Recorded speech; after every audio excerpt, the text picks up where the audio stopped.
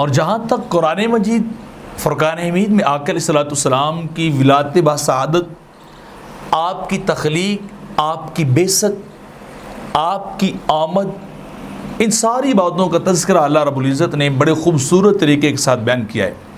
اللہ رب العزت نے سورہ آل عمران کے آیت نمبر 81 کے اندر ارشاد فرمایا اذ اخذ اللہ میثاق النبیین لما آتیتکم من کتاب و حکمۃ ثم جاءکم رسول مصدق لما معکم لتؤمنن به ولتنصرنہ قال اقررتم واخذتم على ذلکم اسری قالوا اقررنا قال فاشهدوا وانا معکم من الشاہدین۔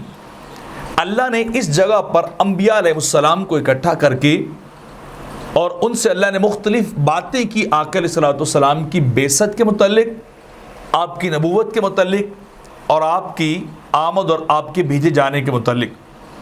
اس آیت میں اللہ کریم نے انبیاء علیہ السلام جو ہیں ان کو اکٹھا کیا، تمام انبیاء علیہ السلام کو اکٹھا کیا، کس کے لیے؟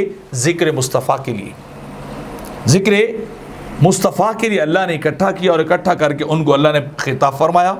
نمبر 2، اللہ نے جو ہے وہ انبیاء علیہ السلام سے کیا کیا؟ آقا علیہ السلام کی عظمت کو کس طرح بیان کیا؟ مصدق لما معکم، کہ وہ نبی تمہاری آ کے تصدیق کرے گا، حالانکہ سرکار بعد میں آنے والے فزیکلی وہاں موجود نہیں تھے، لیکن پھر بھی سرکار نے آ کے تصدیق کی انبیاء علیہ السلام کی، اور یوم قیامت بھی جا کر تصدیق کریں گے۔ اور اگلی بات کہ اللہ رب العزت نے انبیاء سے آقا علیہ السلام کی نصرت اور مدد کا وعدہ لیا کہ اس نبی کی مدد کرنی ہے، اس نبی کا جو ہے اس کے ساتھ مل کر تم نے کام کرنا ہے دین کا۔ اور پانچویں چیز کہ انبیاء سے وعدہ لیا تم نے، اللہ نے وعدہ کیا لیا کہ تم نے ان پر ایمان لانا ہے، لا تؤمنن بہ۔ یہ ایمان اصطلاحی ہے، ایک امتی والا ایمان ہے۔ تو آپ خود بتائیے اس سے بڑھ کر سرکار کی آمد، اللہ کے نبی کا ذکر و فکر اور کیا ہو سکتا ہے؟ قرآن اس کے بارے میں واضح طور پر جو ہے وہ بیان کر رہا ہے۔ اور دوسری جگہ پر اللہ رب العزت نے ارشاد فرمایا قرآن مجید کے اندر لقد جاءکم رسول من انفسکم عزیز علیہ ما عنتم حریص علیکم وبالمؤمنین رؤوف الرحیم، کہ اللہ کی طرف سے تمہارے پاس وہ تمہیں میں سے رسول بھیجے گئے ہیں، کیا ہے کہ جن پر تمہارا مشقت میں پڑھنا بڑا ہی مشکل ہوتا ہے، بڑا گراں ہے، اور وہ تمہاری بھلائی کے نہایت ہی فکر مند ہیں اور مومن پر بڑے مہربان ہیں۔ تو یہاں جاءکم سرکار کی آمد کا ذکر ہے، اور آمد ولادت کو مستلزم ہے کہ آپ پیدا ہوئے تبھی آپ تشریف لائے۔ تو اللہ کیا کہہ رہا ہے؟ جاءکم، تمہارے پاس اللہ کا نبی جو ہے وہ تشریف لایا۔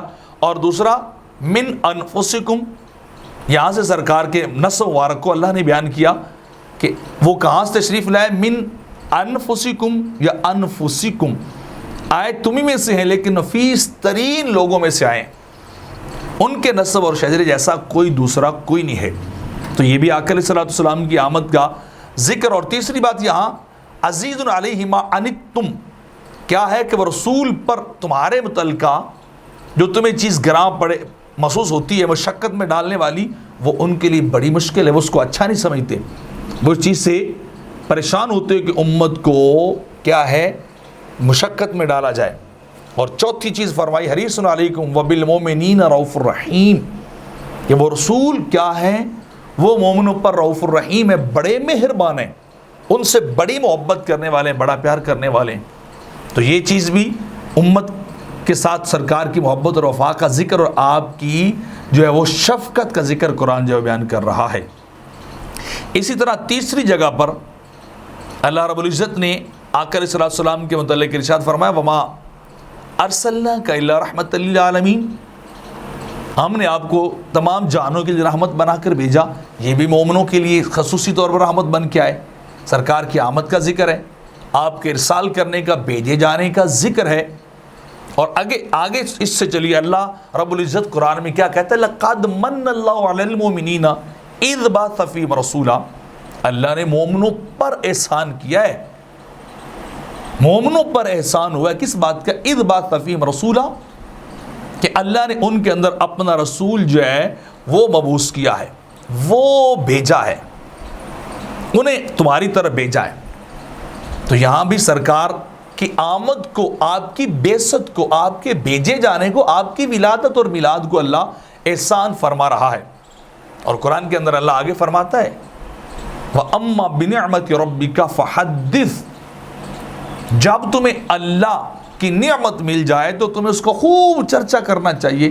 تو اب چرچا کیا ہے کہ اندر چھپ کے ہوگا؟ چرچا کیا ہے کہ بکل مار کے ہوگا، چادر اڑ کے ہوگا؟ کیا چرچا کیا ہے کہ بندہ تالوں کے بند کر کے اندر چلا جائے تب ہوگا؟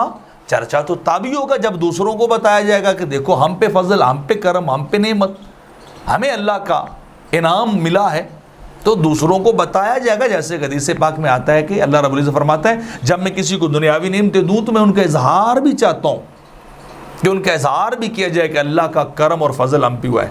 تو یہ چیز بھی آپ دیکھ لیں ہمیں یہاں نظر آ رہی ہے۔ تو لہٰذا اللہ کی نعمت کا چرچا یہ ہے کہ دوسروں کو پتہ چلے، لاؤڈلی چیز کو بیان کیا جائے، تو تبھی جا کر وہ چیز جو ہے دوسروں تک پہنچتی ہے کہ اسے پتہ چلتا ہے کہ مجھ پر اللہ کا جو ہے وہ فضل ہو چکا ہے، اللہ کا کرم ہو چکا ہے۔ اور عبداللہ بن عباس رضی اللہ تعالیٰ عنہ اسی آیت کے تحت فرماتے ہیں کہ فرمایا ای بن نبوت والاسلام، یعنی نبوت اور اسلام کی نعمت پر خوب چرچا کرو۔ جو نعمت اللہ گنوا رہا ہے وہ کیا ہے؟ نبوت کی نعمت ہے، اسلام کی نعمت ہے۔ اور نبوت سرکار کے طفیل ملی، سرکار کی ولادت سے ملی، سرکار کی پیدائش سے ملی ہمیں۔ تو یہ بات بھی ذہن میں جو ہے وہ رکھنی چاہیے۔ تو قرآن کے اندر آپ کے آنے کا، آپ کی تشریف آوری کا، آپ کی بعثت کا یہ جگہ جگہ چرچا ہے، جگہ جگہ ذکر ہے۔ قُلْ بِفَضْلِ اللَّهِ وَبِرَحْمَتِهِ فَبِذَلِكَ فَلْيَفْرَحُوا، جب تمہیں اللہ کا فضل اور نعمت ملے، اور عبداللہ بن عباس کہتے ہیں اللہ کا سب سے بڑا فضل، سب سے بڑی رحمت اللہ کی وہ حضرت محمد مصطفیٰ صلی اللہ علیہ وسلم ہے۔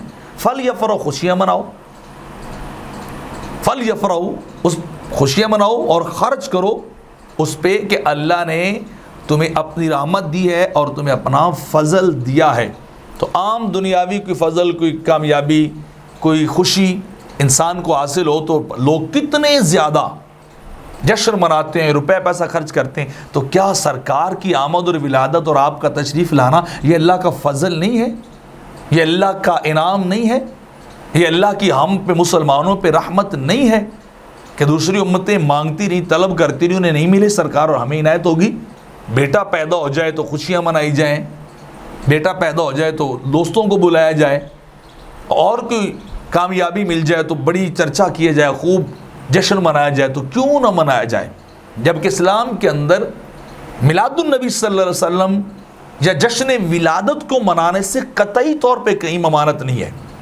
کوئی جگہ ایسی نہیں، کوئی قرآن کی آیت ایسی نہیں، کوئی حدیث ایسی نہیں جس سے یہ ثابت ہوتا ہو کہ میلاد نہیں منانا چاہیے، جشن ولادت نہیں منانا چاہیے، میلاد النبی کو سیلیبریٹ نہیں کرنا چاہیے، آقا کی آمد کا چرچا اور ذکر نہیں کرنا چاہیے۔ چیلنج ہے کہ کہیں قرآن میں، کہیں حدیث میں، کہیں صحابہ کے اقوال سے، ائمہ مجتہدین کے اقوال سے یہ بات دکھائی جائے، آپ کہیں نہیں دکھا سکتے، بلکہ اس کے مقابلے میں قرآن نعمت، رحمت اور سرکار کی آمد اور بعثت کو احسان اور خوشی کا ذریعہ بیان کرتا ہے۔